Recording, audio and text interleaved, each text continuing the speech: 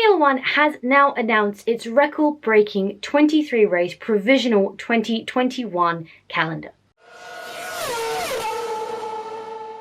For the most part, the calendar is pretty much what we're used to. No real changes to the basis of the calendar, or basically what the calendar should have been in 2020. We do have a couple of differences: new tracks coming on, some tracks falling off, and some TBC tracks pending on contracts being signed. So I'm just going to go through the calendar, and then I'm going to talk a little bit about some races we've lost, some races we might lose, and then the new race, which is Jeddah, the Saudi Arabia race. Just trying to give some thoughts on the calendar as the news has now been confirmed and been dropped. Now, obviously, this is very dependent on the COVID situation moving into 2021. This is very dependent on contracts being signed and things. But this is pretty much the calendar we can expect to see as the 2021 season. Now, as I said, 23 races this time around, which is a new record breaking. There should have been 22 this year, and subject to some being confirmed, we may be down to 21. There's only 2 that need the contracts to be signed. Everything else on here is confirmed. We do have 1 blank spot, which I'll talk a little bit about as we get to it. We start where we always start, in Australia on March 19th to 21st. That's going to be our season opener. Australia is still in its contract with Formula One, and at the moment their current contract does dictate that they are the opening round, hence why Australia kicks us off in March. Weekend after that, and a very good weekend because it is my birthday, is the Bahrain Grand Prix. So that's the 26th to the 28th of March. That's going to probably be a dusk race again, as it has been the last few years. Third round is the Chinese Grand Prix at the Shanghai International Circuit. That's the 9th to the 11th of April. Obviously, the COVID situation there is they're almost 3 months ahead of the rest of the world because they were where the COVID outbreak started. So I guess they're in a good position at the moment and plan to be in a good position moving into next year. It's not normally the most exciting race in the world, but also not unexpected to be seen returning to the calendar, as they are still under contract, as far as I'm aware, with Formula One. Our next race, round 4, which is due to be on the 23rd to the 25th of April, should have been the Vietnam Hanoi Grand Prix. Unfortunately, that has now been lost from the calendar. It was something I was worried about when the COVID outbreak started, because it was the first time this race was coming. The money for it anyway was kind of coming here, there, and everywhere. I think Formula One were being quite lenient on when they had to pay and how much they had to pay. So when that got cancelled earlier this year, it was a cause for concern that the race wouldn't come back on the calendar.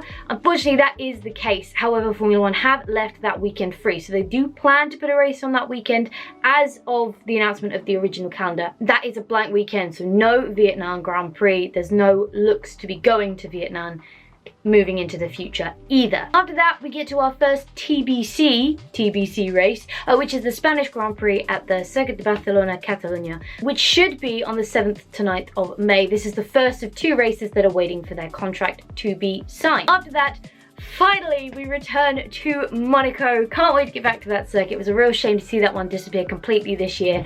Because of the nature of the circuit and the fact that it's a street circuit, it's very, very difficult to change the weekend that would arrive on. Same with Singapore, which is why that was cancelled. Even though the time we got to when the Singapore Grand Prix should have been this year, we were racing again and probably could have gone out there. But because of the fact it's a street circuit, because of the fact that that also means everything in itself is much, much closer, that's why we lost Singapore. That takes up its usual weekend. This one is the 20th to the 23rd of May. So it's the last weekend in May for the Monaco Grand Prix. Then we continue on our street circuit ways, heading to Azerbaijan for the Baku Grand Prix. That's the 4th to the 6th of June. And then our lovely random flyaway to Canada, 11th to 13th of June. Unfortunately, this is a Le Mans clash. Really, really get annoyed when they have the clashes for Le Mans, because Le Mans is always on the same weekend pretty much every year. It's one of the Blue Ribbon events.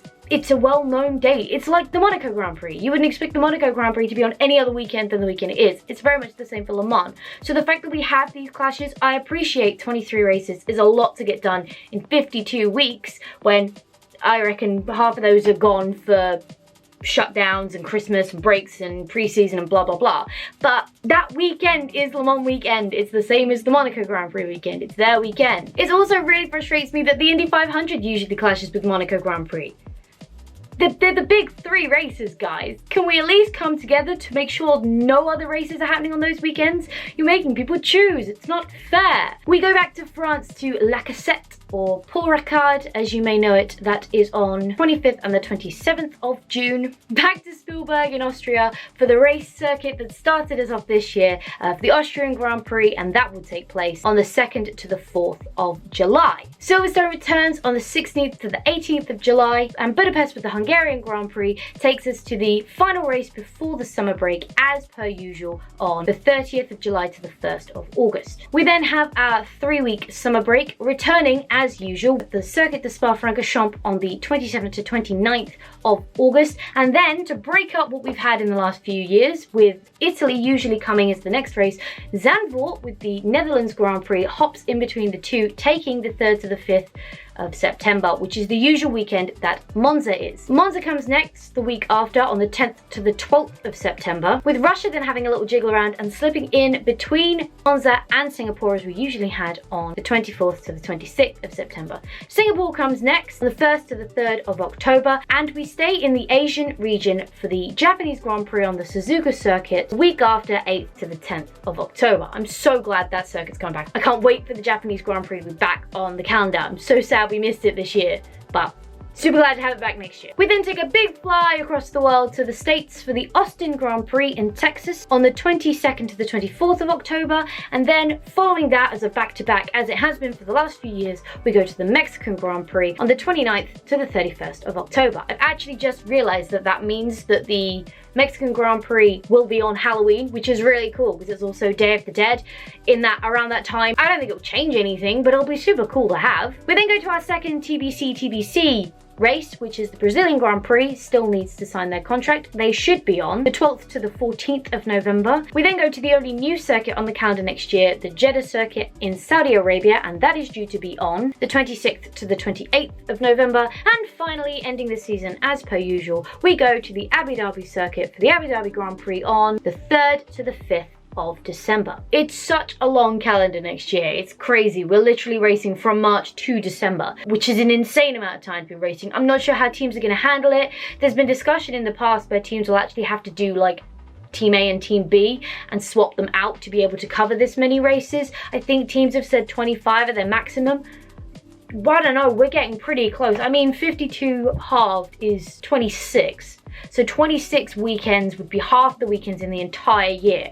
And I think that's, I mean, I love Formula One, I love motorsport, don't get me wrong, but it's a lot of races going on, and a lot of races to expect people to be at. So we'll see how this massive calendar goes, especially with the idea of cost cutting coming in. And as I'm looking at the calendar, it doesn't look like they've tried to do the cost cutting or freight cutting, I guess, scheme that they're looking at bringing in. Now maybe that's because those regulations now don't technically come in until 2022. The idea is basically that you're going to group races geographically to save costs on transporting cars and freights from one side of the world and then back again. For example, the Canadian Grand Prix flyaway in the middle of the European races. That's not logistically efficient. So the whole idea of the new scheme is that you would group the Canadian Grand Prix with the US Grand Prix and the Brazilian Grand Prix and have all of those done at the same time. So you kind of travel around the world with the racing rather than just keep doing this all the time. You would really want to put Australia in with the Singapore and Japan.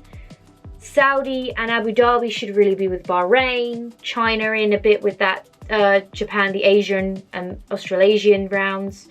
And then you'd obviously want to bring Canada to Mexico, Brazil, US.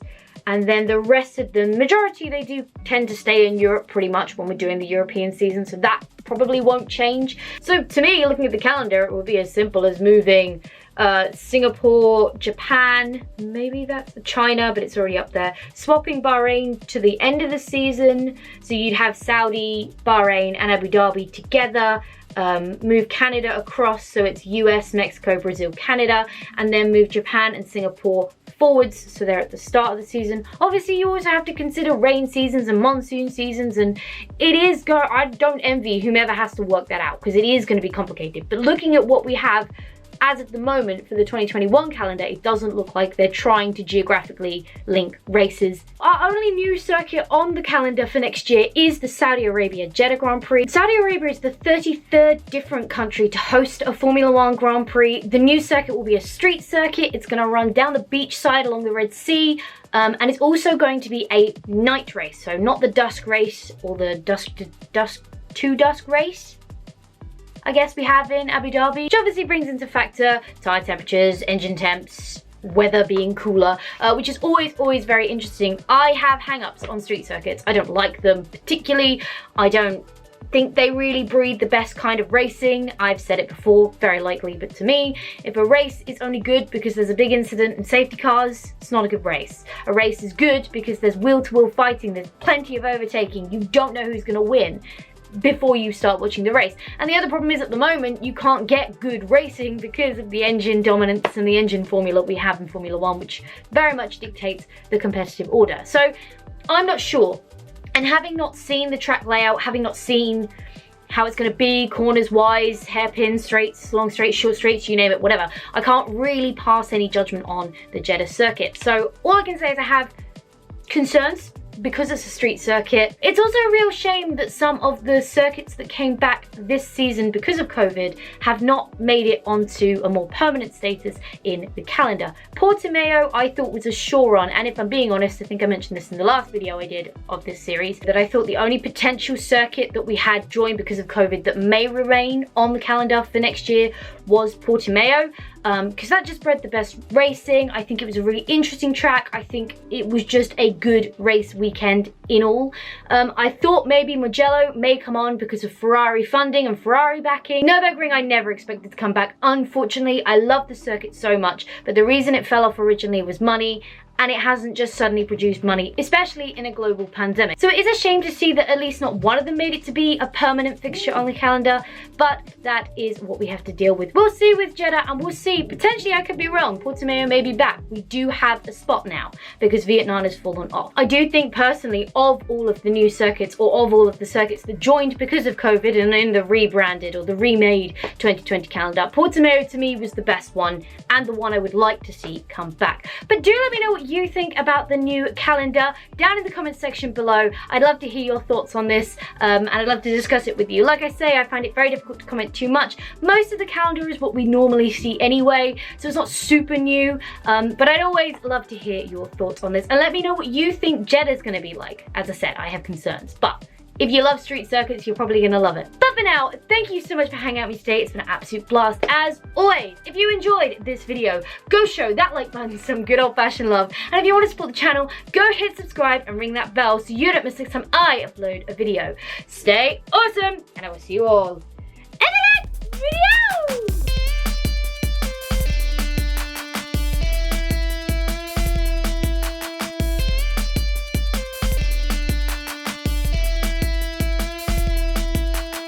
I hope you appreciate the effort I went to here in writing out the entire 23 race calendar.